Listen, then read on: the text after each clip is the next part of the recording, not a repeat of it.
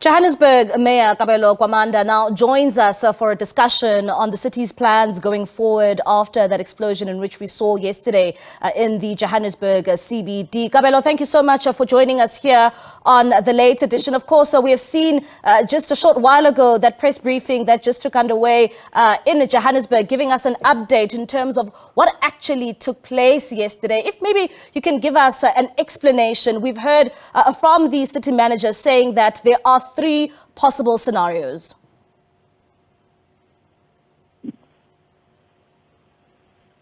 Hello, Kabelo.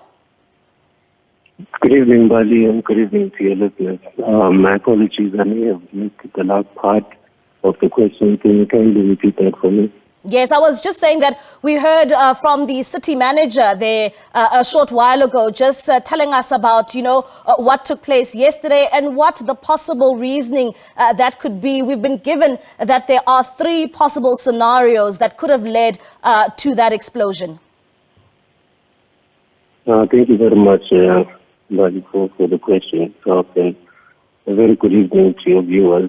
Earlier today, while attending one of the briefings with the joint task team that is responsible for responding to the incident that occurred in the inner city, as a very good mayor, I think at this point I was not satisfied with the pace in which things are unfolding.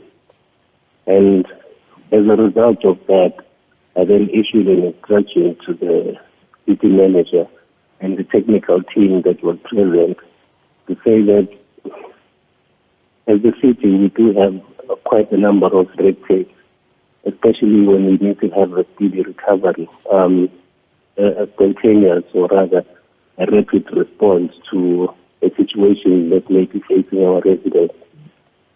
So the city manager, the accounting officer, was then tasked to put together the preliminary plans that they would have administratively in responding to this instruction that was issued.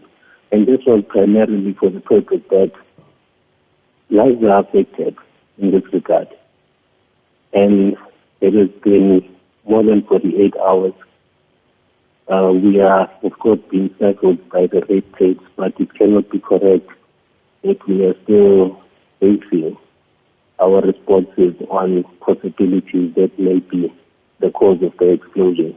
It is understandable, and based on the expert that has been deployed to in fact undertake the assessment, to say that it's not an isolated case, and it has happened before in other countries where some of the infrastructure for sewer over time would then begin to accumulate a number of gases, and as a result could cause an explosion of this nature.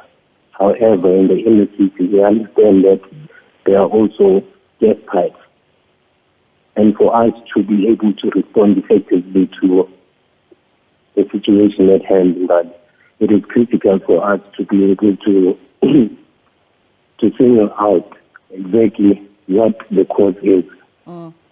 Because the surrounding area and the possibility that other infrastructure that are adjacent or in other streets still remain a possibility of us experiencing something similar to this.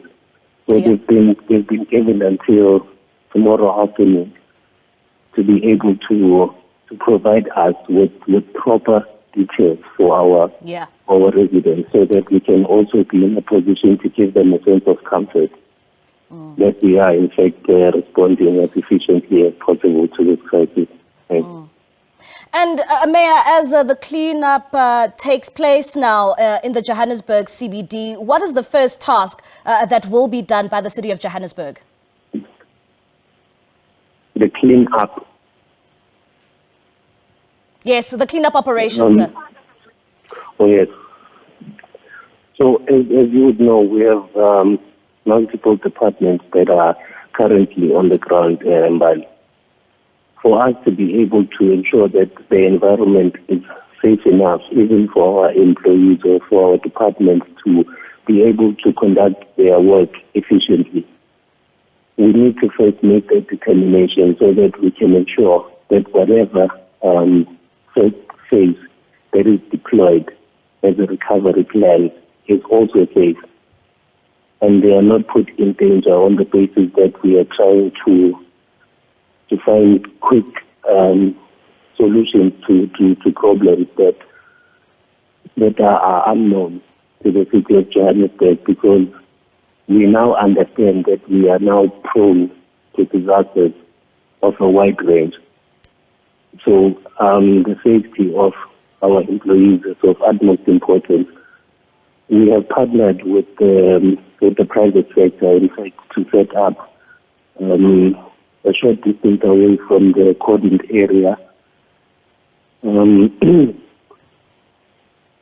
a response where some of the homeless people and some of the residents within the building can be able to acquire aid in the form of food parcels, in the form of blankets, and once we try to keep that area. Yeah. And Kabelo, perhaps if maybe you can also just give us an insight in terms of the structural damage which has been done on Liliningoyi Street in the Johannesburg CBD. Can you tell us how much it will cost the city of Johannesburg to repair Bree Street?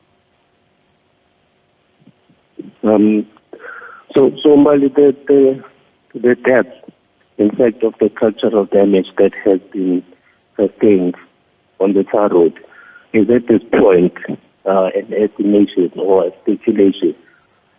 We do not have the exact figures of exactly how much it would take, because it is old infrastructure that the city has that is also disrupted. So prior to us surfacing the road there from Liliningoyi, we would first have to take a look and consider the quotations of what it's going to cost the city in terms of replacing the infrastructure that is there, because we don't want a quick response that is going to leave us with other issues that we need to attend to in a few weeks' time. Because as we've had a conversation earlier on about repairing incidences of sinkholes, especially in the Gauteng area, because we have a historic challenge where there's been a lot of mining activities that has happened retrospectively. So the structural, the current form and structures in the CBD, especially the road infrastructure, is one that needs to be inspected thoroughly. Okay. And that report will then be able to give us an indication of the extent of the budget that needs to be redirected to the Department of Transport. All right, then, Kabelo Gwamanda, thank you so much for your time. That is Joburg Mayor Kabelo Gwamanda just giving us an update in terms of what has transpired in the Johannesburg CBD, specifically Bree Street, saying that he still awaits another report that he will be receiving tomorrow in terms of what actually took place yesterday and caused that explosion.